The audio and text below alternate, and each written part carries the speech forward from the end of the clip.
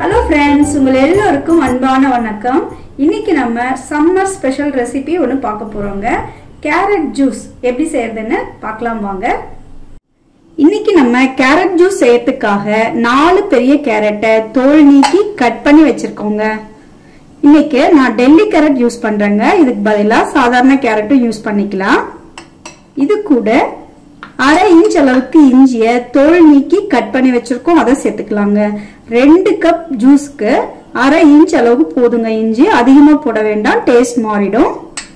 இது கூட 5 table spoon அளவுக்கு கற்கண்டு சேர்த்துக்கலாங்க. பாருங்க, இது போல 5 பீஸ் எடுத்திருக்கேன்.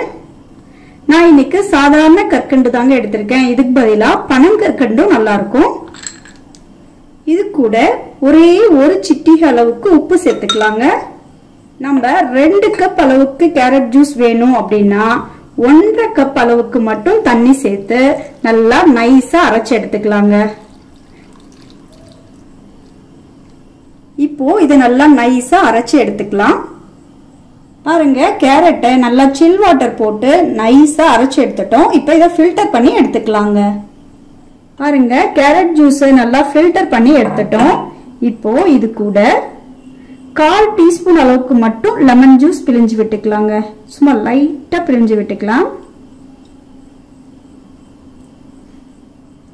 லெமன் ஜூஸை நல்லா கேரட் ஜூஸ் கூட கலந்து விட்டுக்கலாம். இப்போ இதை சர்விங் கப்புக்கு மாத்திக்கலாங்க. இதுல எலுமிச்சை ஜூஸ் சேர்க்கறனால எல்லா விட்டமின்ஸும் நம்மளோட உடம்பு அப்சர்வ் பண்ணிக்கோங்க. இஞ்சி சேர்க்கறனால வெயில்ல ஏற்படுற பித்தம் குறையுங்க.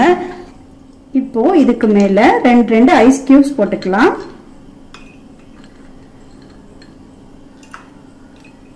இப்போ இதுக்கு மேல 2 புதினா இலைய குட்டி குட்டியா நறுக்கி வச்சிருக்கோம், அதை சேர்த்தரலாம்.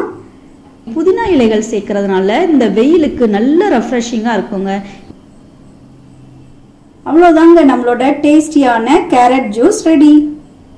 ஃப்ரெண்ட்ஸ் பாருங்க, நல்ல டேஸ்டியான கேரட் ஜூஸ் ரெடி பண்ணிட்டோம். நீங்களும் இந்த கேரட் ஜூஸை வீட்டில் ட்ரை பண்ணிட்டு ஃபேமிலியோட என்ஜாய் பண்ணி குடிங்க. இந்த வீடியோ பிடிச்சிருந்தா லைக், ஷேர், சப்ஸ்கிரைப் பண்ணிக்கோங்க. நன்றி.